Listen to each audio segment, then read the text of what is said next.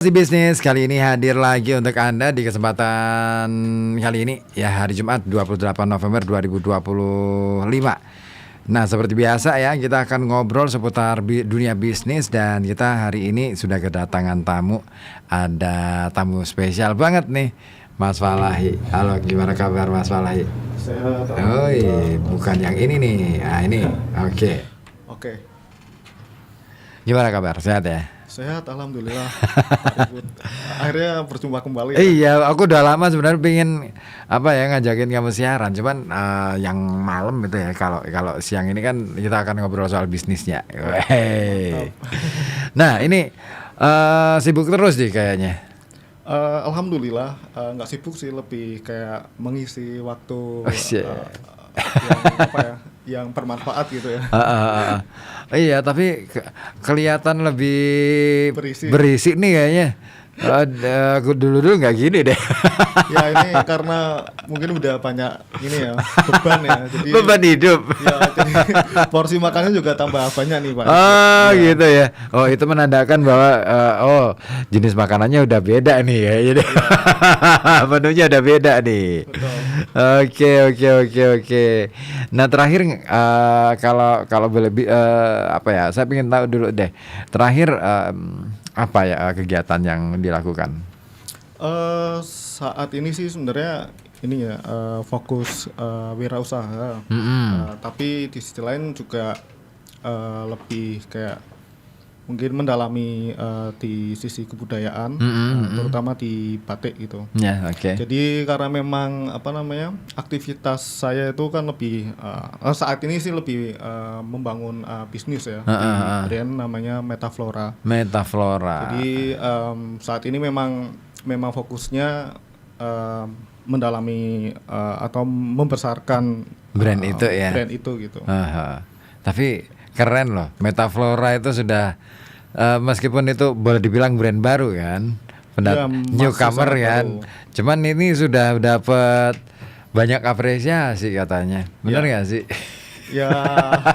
Aku dengar terakhir itu dapat penghargaan deh kayaknya. Iya kan? Ya. Di tingkat nasional ya. Baru mungkin 2 bulan ya atau 1 bulan yang lalu itu dua bulanan deh kayaknya. Ya 2 bulanan. 1 bulan dong. 1 bulan Oktober kan? Oktober ya. Dapat penghargaan dari Terkanas. Jadi kan Terkanas itu pusat ya. Terkanas Indonesia itu membuat semacam lomba gitu, tapi lebih ke award sih, bukan lomba ya. Award gitu dalam berbagai kategori gitu. Nah, salah satunya kain. Nah, kainnya itu sebenarnya dari seluruh Indonesia tuh yang nge-submit tuh ribuan. Jadi Metaflora sangat beruntung buat masuk ke nominasi dan alhamdulillah juara gitu. Keren loh. Ribuan jadi akhirnya bisa dapat penghargaan itu keren banget. Apa waktu itu kriteria yang membuat akhirnya bisa dapat itu? Kalau kriterianya tuh ini sih Pak Ribu, jadi banyak ya. Harus satu kesatuan yang utuh gitu dari soal material, terus penemuan, lebih tepatnya lebih ke penemuan, kemudian material yang bertanggung jawab gitu ya, sadar bahwa materialnya itu memang bisa dipertanggungjawabkan gitu. Jadi yang pertama adalah inovasi, yang kedua lebih mengarah ke sustainability ya, mungkin bahasa kerennya itu. Ya, sustainable lah ya. Ada keberlanjutan di di sistem produksinya dan manajemen manajerialnya gitu ya. Betul. Nah ini kan yang kamu tawarkan itu kan sesuatu yang boleh dibilang kalau banyak orang yang mengatakan bahwa budaya itu susah sih dijual katanya. Betul. Nah, yang kamu tawarkan kan itu gitu kan. Betul. Nah ternyata bisa loh ya. Nah malah justru karena kebudayaan ya. Jadi kayak budaya itu kan sampai sekarang itu kan masih kayak di kota-kotakan gitu, Betul. atau di apa ya, menjadi sesuatu tempat yang berbeda dari kehidupan kita saat ini gitu. Betul. Jadi kayak kesannya itu malah justru kita bakal semakin jauh kalau budaya itu apa ya, menjadi sesuatu yang nilainya itu hanya untuk sejarah gitu dan harus dijaga. Nah, saya malah justru berpatok pada apa ya, anak muda saat ini ya, kayak misal kita tuh benar-benar saat ini kan mengkonsumsi ya, sebenarnya mengkonsumsi budaya populer yang ada, terus budaya dari luar dan sebagainya gitu. Nah, tanpa kita sadari sebenarnya malah justru kita tuh jauh dari kebudayaan. Nah, saya menawarkan kebudayaan, hal-hal yang sifatnya budaya itu untuk apa ya, mengingatkan kembali kalau kita tuh kaya akan kebudayaan gitu. Iya, oke. Ini akan tambah seru lagi, tapi sebentar dulu deh. Kita mesti jeda dulu deh, biar ngasih kesempatan buat kawan-kawan lain yang ada di rumah, barangkali ingin gabung untuk bisa apa ya, bisa ikutan atensi di sini, kirim atensi di sini, di baik melalui saluran telepon 028542444 ataupun melalui WhatsApp di 08554200912. Satu lagu dulu deh, Evanescence, Broken Pieces. Di dunia ini nggak ada yang nggak bermasalah, ya nggak sih? Seperti yang terjadi pada layanan publik di kota kita tercinta. Apapun bisa jadi masalah. Apalagi kalau sampai tak tertangani, bisa makin runyam tuh. So, biar gak makin runyam, yuk simak dan gabung talk show Layanan Publik. Sebuah program yang mengulas problematika layanan publik dan solusinya. Setiap hari Selasa, pukul 13.00 hanya di FM 91,2 Radio Kota Batu. Siapa tuh? Aduh, ini kucing siapa sih? Jadi masalah nih. Duh. Marah-marah, pusing kepala, kadang hidup memang gila. Ku nikmati pagi hari, selangkah lagi menuju puncak tertinggi. Yo, anak band punya lagu keren tapi belum banyak yang denger. Pengen eksis tapi nggak tahu mulai dari mana. Tenang, Indie Vibe siap jadi panggung kamu. Tiap Rabu malam jam 7 sampai 8, 2 minggu sekali, Radio Kota Batik bakal hadirkan musik indie lokal Pekalongan dan sekitarnya. Kita akan ngobrol, kita kenalan, kita angkat cerita kamu ke udara. So, kamu bagian dari band indie dan pengen ikutan siaran? Langsung aja hubungi di 0285 424 474 atau WhatsApp 0855 4200912. Jangan cuma jadi pendengar, jadilah suara yang didengar. Indie Vibes, tempat musik lokal naik level. FM 91,2 Radio Kota Batik. Radio Kota Batik. Balik lagi di Inspirasi Bisnis ya. Dan Anda kawan bisa bergabung di 0285424474 ataupun melalui WhatsApp di 08554200912. Ada Mas Falahi. Wih, ya ampun, lama banget kita gak kumpul ya. Ya, oke. Nah, Falahi, aku pengen ngerti nih. Oke. Kalau Metaflora ini kan boleh dibilang barang baru yang kamu bikin kan? Ya. Nah, pasti prosesnya menuju ke Metaflora itu lama tuh. Lama. Ya kan? Aku pengen ngerti dong, gimana ceritanya kamu akhirnya kok bisa menekuni dunia batik. Karena gini, banyak kan anak Pekalongan yang muda-muda lebih tertarik untuk jualan batik daripada bikin. Ya. Dirimu malah justru bikin. Apa motivasinya? Motivasi yang paling utama ya, itu adalah tentang keresahan ya, keresahan dan kesadaran sih. Ini ceritanya agak panjang, tapi saya mencoba untuk untuk meringkas gitu. Tapi waktu saya lulus tuh sebenarnya kan background saya tuh seorang arsitek. Jadi di arsitektur pun saya paham betul dan sadar betul bahwa di dunia bisnis atau di arsitektur pun di bangunan seniman atau mungkin arsitek yang ternama itu mereka tuh selalu membawa budayanya masing-masing. Budayanya masing-masing ini justru karena itu mereka itu berhasil dan besar. Dan begitu pun juga brand-brand besar ya. Kalau ini kan Metaflora itu kan larinya kan ke fashion gitu. Iya.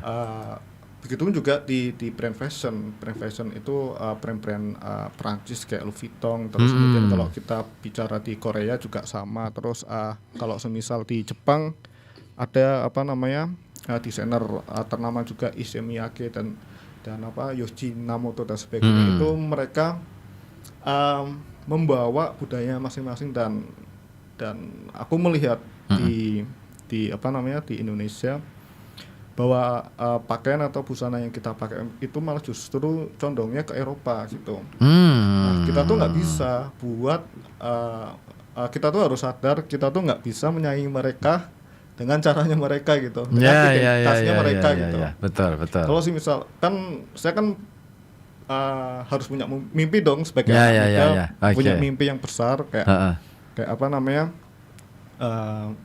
pingin punya brand brand fashion yang bisa menyaingi mereka juga. Cita-cita tingginya kan seperti itu keren. Gitu. Tapi cita-cita luhur nih. tapi kan nggak tahu juga. Tapi di sisi lain kalau semisal saya mengikuti dari gayanya mereka, Eropanya itu udah pasti kalah dan mustahil gitu. Tapi kalau semisal kita membawa budayanya kita sendiri, ya setidaknya kalau semisal kita nggak bisa menyaingi mereka, kita hidup dari identitas asal dari diri kita sendiri gitu. Betul. Jadi budaya atau mungkin fashion Jepang itu besar ya karena drapery-nya, karena origaminya, terus karena karena kebudayaannya mereka kuat yang kuat, yang itu sangat relevan buat masa sekarang kayak gitu. Nah, aku melihat malah justru kita itu malah kayak seakan-akan melihat kebudayaan itu sesuatu yang terlalu sakral ya kalau di kita ya. Kurang bisa melebur dengan kehidupan sehari-hari gitu. Padahal di mix aja enak aja sih. Betul. Jadi kayak seakan-akan kita tuh malah justru enggan gitu untuk menggunakan itu untuk keseharian. Jadi kayak saya melihat jadinya seakan-akan kita tuh nggak bisa menggunakan itu sebagai identitas kita. Ya betul. Aku sepakat tuh. Makanya ini menarik, bisnis yang kamu lakoni ini kan mencoba untuk menerobos atau menerjang cara pandang banyak orang kan gitu ya. Iya, betul. Ya kan. Nah, dan yang menarik itu kan dirimu anak muda, terus kemudian ingin mencoba mengenalkan batik katakanlah seperti itu kepada anak muda. Yang notabene ya mohon maaf anak muda itu kalau pakai batik agak-agak enggan gitu kan. Betul. Dan itu menjadi salah satu alternatif yang sangat kecil untuk anak muda menggunakan gaya berbusana yang menjadi referensi dari batik gitu. Jadi misal hari ini kita pakai kemeja gitu, terus besoknya kita pakai kaos gitu. Terus selanjutnya diulang-ulang terus gitu. Nah, opsi batik itu nggak pernah masuk ke dalam kehidupannya mereka karena ya bukan sesuatu yang menjadi opsi gitu. Padahal itu bisa gitu. Atau kenapa sih mereka nggak mau? Apa mungkin karena barangkali kesan motifnya atau gimana sih? Sebenarnya banyak banget ya. Yang pertama memang batik itu yang pertama sudah dari dogma dari awalnya itu acara resmi formal. Iya betul, gitu ya. acara resmi, acara formal untuk kondangan gitu. Orang tua gitu ya. Orang tua gitu ya. Aduh iya. Ya, padahal itu itu sebenarnya batik itu bisa ditransfer kemanapun gitu. Misal ya walaupun saya lebih cenderung ke kain ya, tapi ada opsi yang jauh lebih menarik gitu. Misal dibuat jaket gitu, terus dibuat kemeja tapi dengan format motif yang sederhana gitu, nggak terlalu banyak gitu. Jadi kalau batik yang saat ini berkembang tuh malah justru mereka tuh selalu menggunakan teknik yang tinggi tapi minim eksplorasi motif gitu atau warna. Jadi kayak seakan-akan tuh batik tuh harus prosesnya tuh tinggi gitu.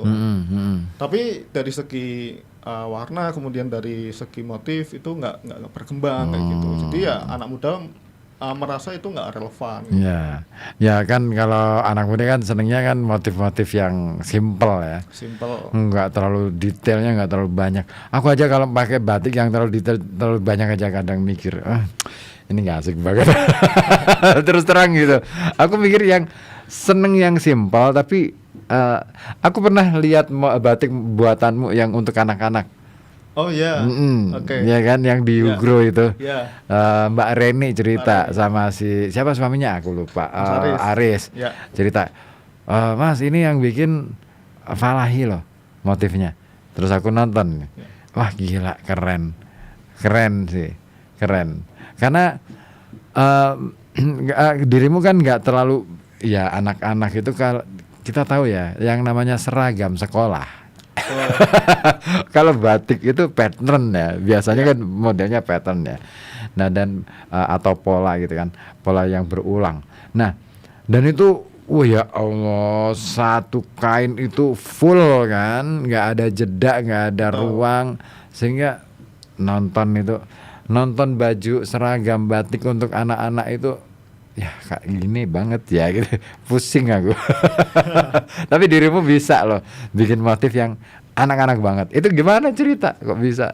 Itu tuh sebenarnya malah justru berawal dari keresahan juga.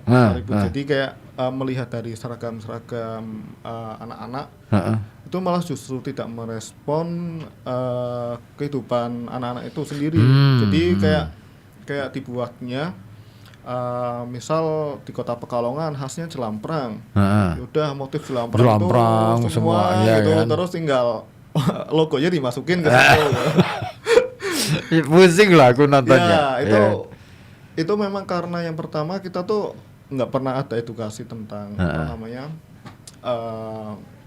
transfer delivery sebuah abstrak ke sebuah motif gitu.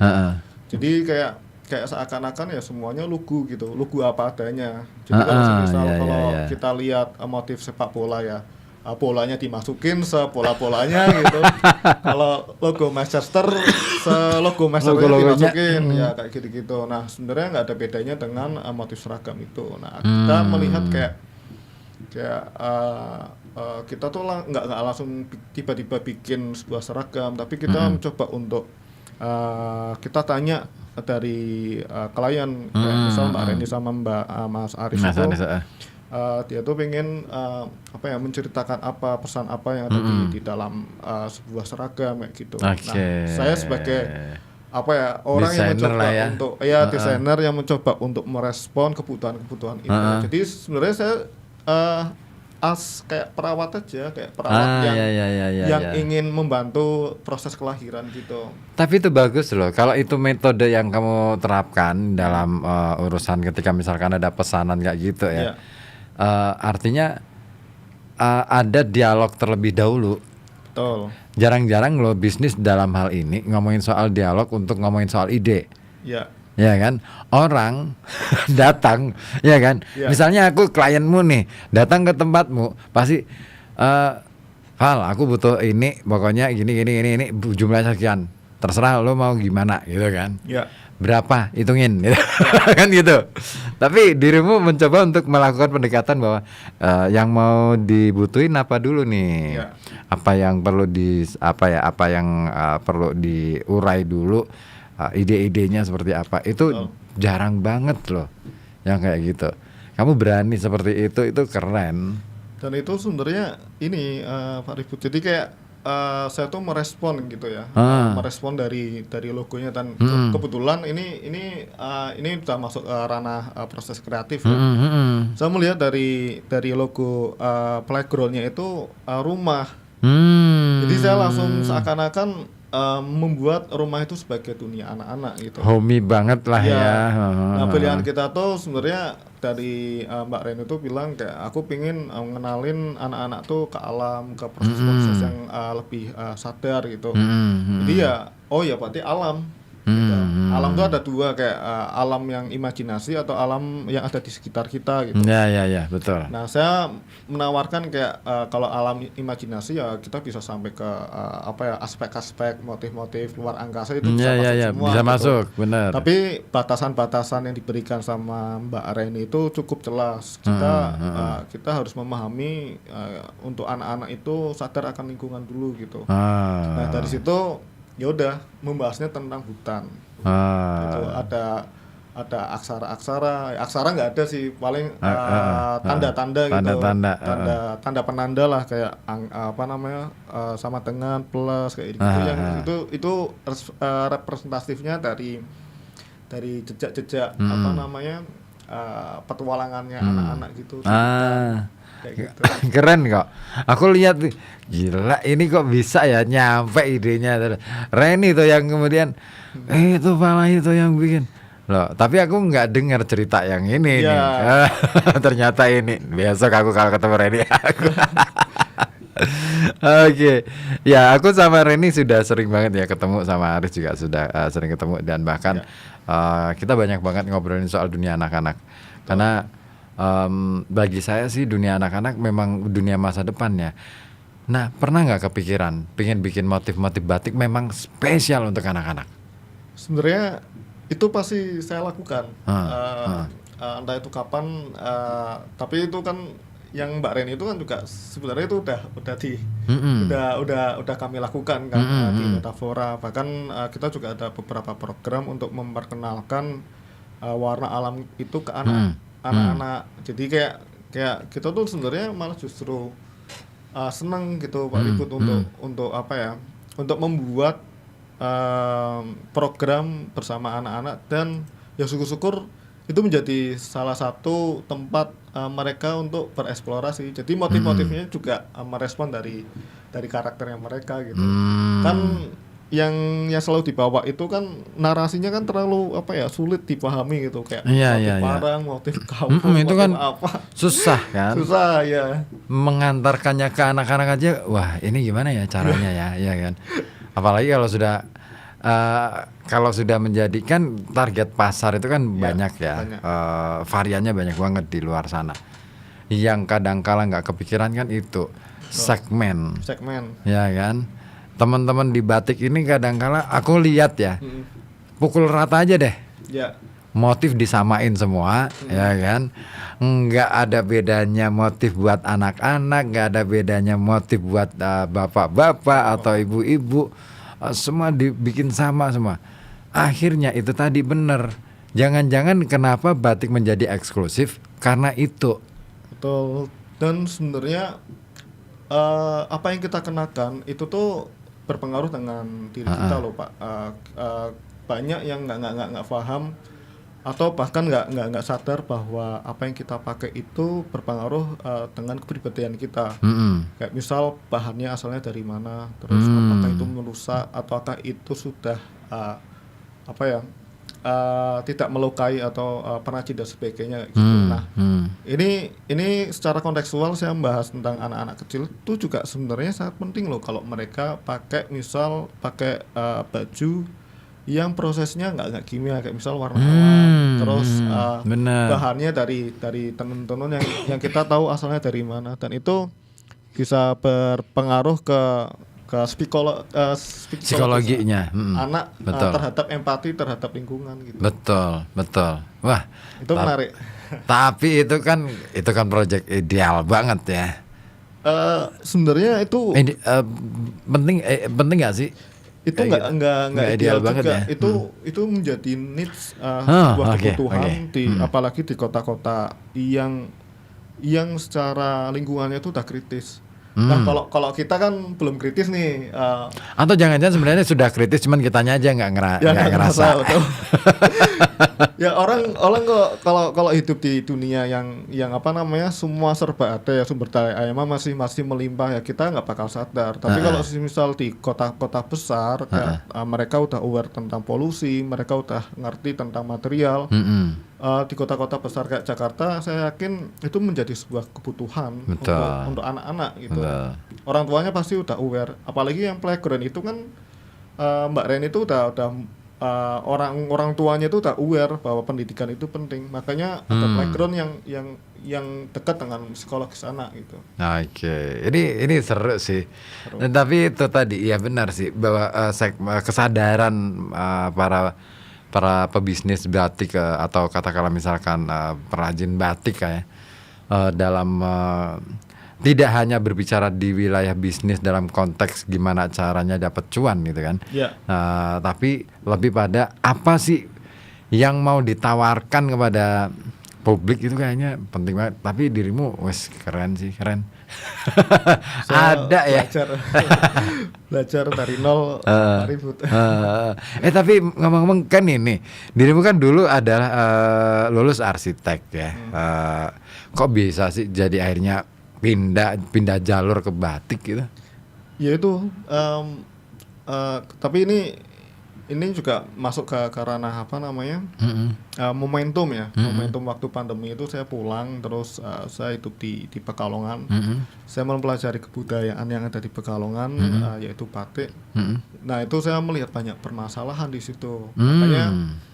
Makanya bukan untuk berniat untuk memperbaiki, tapi mempelajari lebih dalam gitu. Nah dari situ ternyata semakin dalam sampai sekarang. Keterusan ya. Ya dari situ akhirnya saya serius untuk kuliah di Prodi Batik di Universitas Pekalongan. Kemudian dari situ saya praktis juga, maksudnya praktikal ya, berpraktek sebagai seorang pengrajin juga gitu. Bikin sendiri berarti batiknya? Enggak bikin sendiri sih, ditampingi sama orang batik. Oke deh, saya mau sapa terlebih dulu yang sudah ikutan gabung di Inspirasi Bisnis. Ada Pak Sudibyo di Ambo Kembang. Dialog inspirasi bisnis dari Pak Sudibyo ini di Ambo Kembang, Gedung Uni. Selamat siang Mas Falahi, saya ingin tanya nih, apakah di batik Metaflora punya Mas Falahi itu ada batik untuk perkantoran dan sekolahan? Dan apakah yang membedakan antara batik Metaflora dengan batik yang lain? Serta apakah bisa menjadi reseller di tuh kan? Coba deh dijelasin deh, Metaflora itu main bisnisnya gimana gitu. Oke.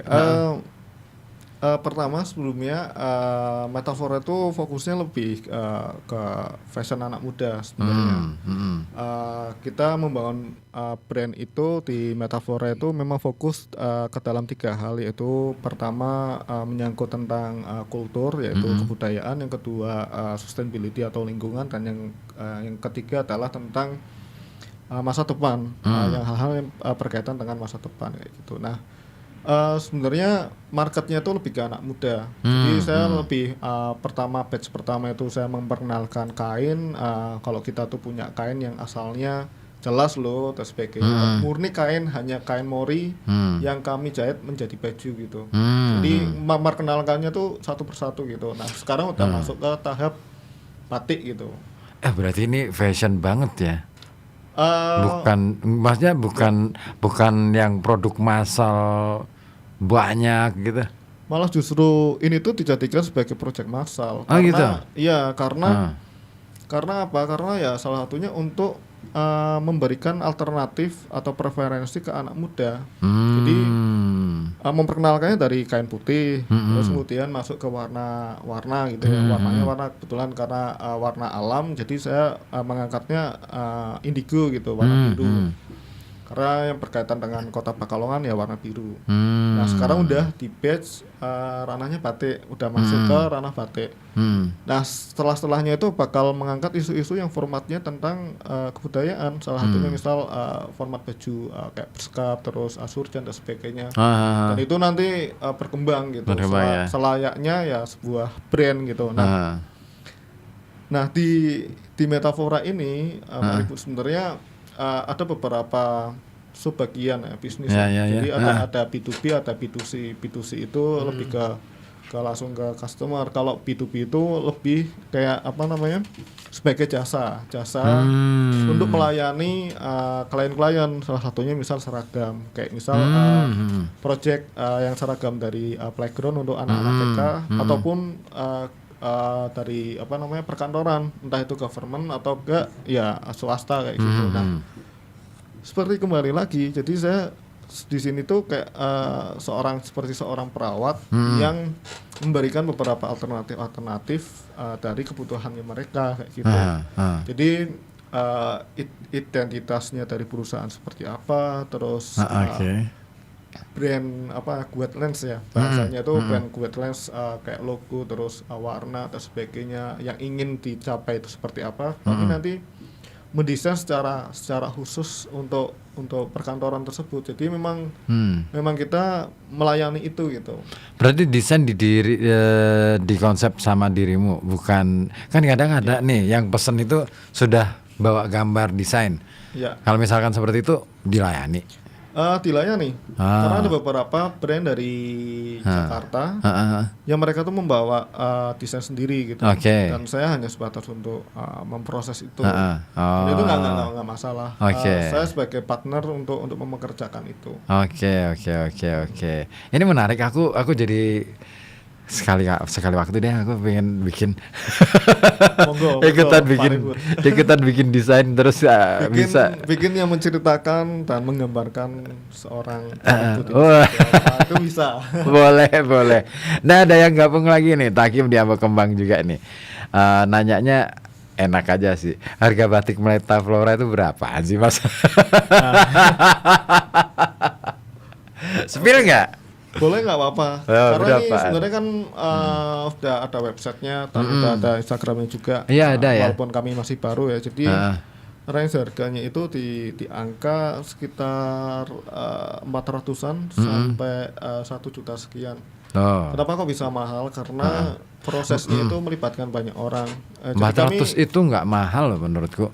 Iya. Kalau lihat prosesnya loh ya. Iya betul. Karena lihat prosesnya sebenarnya itu sangat murah sekali, apalagi kalau dibandingkan dari brand-brand tertentu yang membawa misinya itu sama. Jadi kami dari kainnya itu udah nenun sendiri gitu kan. Kain sendiri, bikin sendiri. Kain itu ditenun, ditenun sendiri. Walaupun bukan dari tim kami yang menenun, tapi kita bekerja sama dengan apa namanya?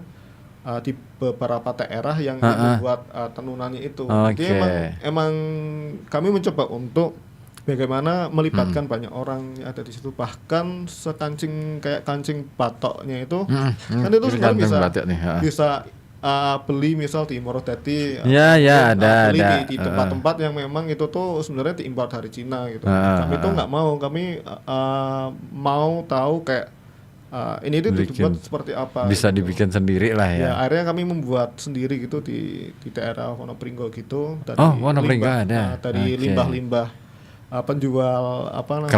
Kelapa muda dan kelapa tua juga. Jadi yang saya pakai ini kan warnanya lebih ke coklat muda. Nah, itu pakai batok ya? Ya, kelapa muda. Nah, ada yang kelapa tua, bahkan ada yang bekas-bekas kayak apa namanya? Serpihan atau dari limbah kayu jati itu kami buat untuk kancing yang serbuk kayu itu ya. Iya. Jadi kami juga sedetail itu tuh membuatnya di Pekalongan dan kami mencoba untuk bertanggung jawab atas hal itu gitu. Kalau bahannya kayak gitu 400 itu murah banget. Murah, tapi itu yang polos. Iya, itu murah banget, Val. Aku bisa ngebayangin lah. Iya. Wah, untuk memproses kain aja misalkan itu kan butuh waktu yang lama, terus kemudian banyak orang yang ada di situ gitu kan. Murah banget 400, naikin dong. kan kita butuh ini ya untuk mengedukasi masyarakat bahwa kita jual bukan barang, bukan juga objeknya itu bukan barang tapi value. Ya kan. Sebenarnya banyak anak muda yang itu udah mengapresiasi ya. Cuman karena kemampuan dari mereka juga sangat itu terbatas. dia, betul. Pak Ribut itu karena emang udah itu kesalahan sistem dari ya sangat tidak bisa dipungkiri. dari negara. Sistem ekonomi kita itu belum bisa ya istilahnya memberikan margin yang lebih longgar ya. Kepada para kreator, kepada masyarakat yang ikut terlibat secara meskipun tidak langsung, hanya konsumen juga sebenarnya kan terlibat dalam proses produksi ini. Betul. Nggak ada konsumen, dirimu nggak bisa produksi. Betul. Ya kan? Nggak ada konsumen, pekerja juga akhirnya nganggur. Betul. Jadi ini nggak sinkron, nggak nyambung, marginnya terlalu tipis banget. Akhirnya jadinya gini, kalau marginnya lebar banget kan enak ya. Iya. Jadi, iya kan. Ya itu balik lagi ke sistem perekonomian dari dari suatu negara ya. Kita lihat dari negara lain gitu, dilihat dari UMR-nya. Jadi sebenarnya preferensi kayak fashion itu bakal seiring otomatis berkembang ketika pendapatan per kapita per daerahnya itu naik. Jadi semakin naik sebenarnya preferensinya juga naik dan kemampuan daya belinya juga naik. Makanya sebenarnya salah satu masalah batik itu di situ. Makanya kita lebih masyarakat kita atau pengrajin kita tuh lebih cenderung mengarah ke menekan harga atau mengepres biaya dari sebuah produksi karena memang marketnya nggak sinkron gitu. Iya. Daya belinya masih rendah. belum tinggi kan? Kayak gitu. Karena memang ya itu dari sistem pendapatannya itu per bulan. Betul. Kayak gitu. Pendapatan masyarakat kita yang jadi buruh itu kan katakanlah misalkan gaji yang paling rata-rata ya.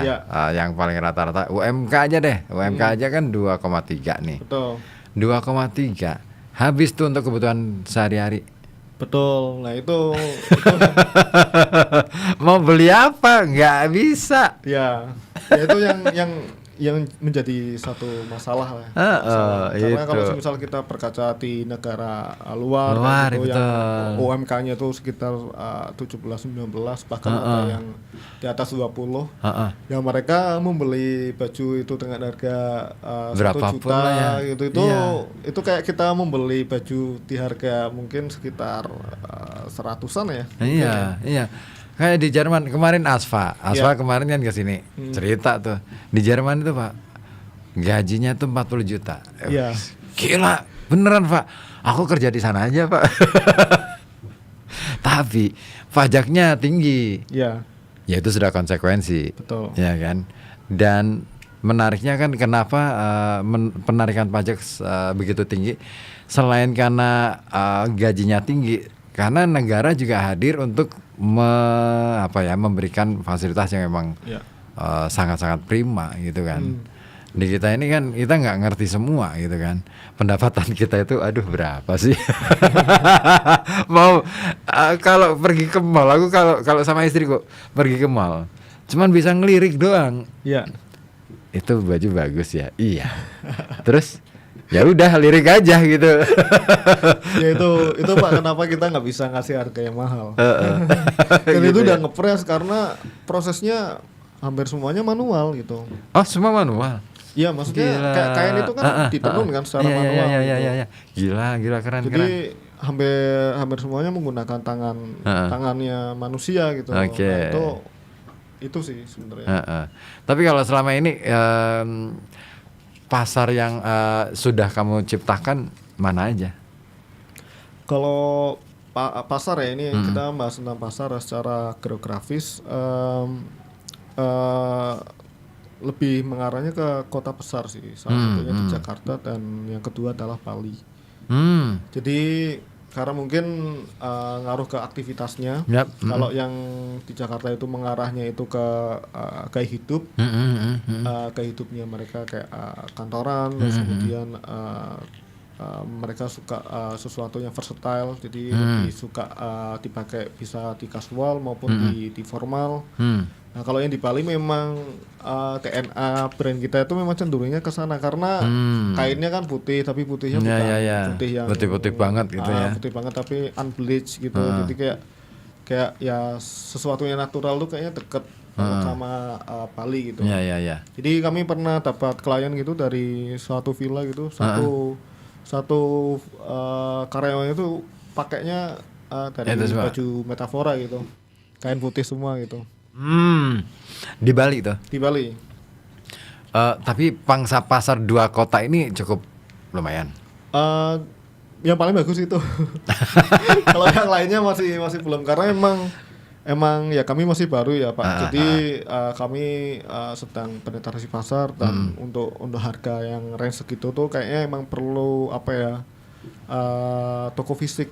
Jadi nggak bisa berjualan secara online saja, tapi butuh suatu kepercayaan untuk orang melihat secara langsung dan merasakan secara langsung gitu. Nggak pengen nyasar Malaysia? Sebenarnya menurutku itu pangsa pasar yang cukup brilian lah. Jadi sebenarnya kalau market luar itu sangat tinggi loh. Sangat tinggi, betul. Nah tapi kami sadar betul bahwa tujuan kami itu untuk membuat sebuah kebudayaan populernya itu justru dari Indonesia dulu gitu. Makanya penggunaan bahasa di sosial media maupun di website itu kami nggak pakai bahasa Inggris sama sekali. Kita pakainya bahasa Indonesia full gitu. Walaupun sebenarnya itu malah justru sangat susah. Nggak apa-apa, itu perjuangan ya istilahnya ya. Karena UNESCO aja kan sudah menetapkan bahasa Indonesia sebagai salah satu bahasa internasional. Oh gitu? Udah. Wah keren. Udah. Secara resmi tahun lalu gitu ya. Dan akhirnya kan Menteri Pendidikan kita ketika Mendikdasmen kita Pak Mukti itu kan begitu pidato di depan UNESCO dia pakai bahasa Indonesia. Wah keren tuh. Itu. Jadi kita harus bangga dengan bahasa Indonesia karena banyak kok bule-bule yang mulai pada belajar bahasa Indonesia. Coba deh nonton reelsnya TikTok atau di Instagram. Saya suka tuh, gila banyak banget ya. Bahkan saya kira ini strategi budaya yang menarik sih. Betul. Dan aku pikir kalau misalkan main di Malaysia atau di Singapura ya, saya pikir ini akan selain sebagai peluang cuan, itu bisa menjadi penetrasi budaya kepada negara-negara itu. Ya, itu semoga. Karena kemarin sebenarnya kami itu ada tawaran pameran di Jepang. Jadi gila sampai Jepang. Betul. Jadi kebetulan kami diperkenalkan gitu dari orang Jakarta. Orang Jakarta ini dari kedutaan Indonesia di Jepang. Jadi mereka membuat sebuah pameran tapi kemarin kebetulan kami sedang fokus di fashion show di bulan Oktober ya. Oktober itu kami fashion show dan itu full menghabiskan dalam Oktober itu kami fashion show 2 kali. Dan itu baru pertama kalinya. Jadi kayaknya ya akhirnya kami melewatkan kesempatan itu. Eman banget ya. Ada nggak kira-kira kesempatan lain gitu? Saya rasa akan jauh lebih banyak. Iya. Ya syukur. Semoga. Ini untuk kain kamu sempat kerja sama Asfa juga? Sempat bikin. Cuman karena emang sekarang Mas Asfa kayaknya makin sibuk karena banyak mengerjakan banyak hal. Jadi saya sendiri pun akhirnya mencoba untuk mandiri untuk memproses itu. Jadi sebenarnya dari awal saya lumayan cukup banyak dibantu oleh Mas Asfa untuk pengerjaan kainnya. Walaupun sebenarnya beberapa juga saya membuat di tempat lain. Jadi emang belajarnya dari yang ahli gitu. Dan kebetulan Mas Asfa salah satu orang yang cukup modern di bidang tenun ya. Tenun keren tenun banget yang ada di Pekalongan. Jadi apalagi anak muda Jadi kita bisa bertukar pikiran tuh banyak di situ. Keren loh. Kalian berdua tuh aku ngeliat, keren ya Asfa dengan tenunnya dirimu dengan mencoba untuk aplikasi batik yang memang diawali dari proses awal pengadaan bahan-bahannya. Ya. Tapi kalau misalkan malam itu juga ini bikin sendiri atau gimana? Ya, malam juga kami bikin sendiri, Pak. Jadi gila. malam itu kami memasak, bukan bikin sendiri sih, kayak kita membeli bahannya dari toko-toko. Dan ada beberapa lilin yang memang kita membeli di tempat madu. Jadi mereka menyimpan lilin-lilinnya itu untuk dijual lagi. Nah, salah satunya saya membeli di situ. Terus kami olah, kami masak dengan resep tertentu, yang dimana itu untuk menjaga kualitas saja sih, Pak, tujuannya itu. Karena kalau beli langsung jadi di toko biasanya kualitasnya kurang baik. Beda. Ya baik, mungkin sudah baik, tapi belum tentu sesuai dengan keinginan kita. Gitu. Apalagi kalau diaplikasikan ke kain kan punya karakter yang beda-beda. Iya, betul. Maka kebutuhan lilinnya juga beda-beda harusnya. Ya kan? Ya, jadi untuk ketahanan dan karakteristik sebuah proses itu beda-beda. Jadi kita menggunakan kayak lilinnya juga beda-beda, Pak. Oke. Keren. Ini berarti benar-benar kamu kayak pingin bikin ekosistem sendiri. Iya. Bagus loh. Itu cita-cita bagus loh. Bukan ekosistem ya, Pak. Mencoba untuk menyimbangkan dari apa yang sudah ada sekarang. Karena saya menyadari betul saat ini diversity itu penting memang. Jadi keragaman dari sebuah komoditas itu penting. Jadi kan sekarang tapi kan itu kita mempertanyakan lagi keseimbangannya itu apakah seimbang gitu. Kalau kita lihat sekarang kita buka-bukaan aja ya. Yang sekarang yang jauh lebih banyak kan anak muda yang memang dia dari keturunan keluarganya atau orang tuanya. Terus akhirnya dia meneruskan dan dia menjual batik gitu. Selesai itu gitu. Terus ada orang yang hanya sekedar menjual tanpa tahu ini motifnya apa, ini bahannya apa. Ya pokoknya jual gitu. Atau ada orang yang cuma sekedar jual, wes pokoknya payu.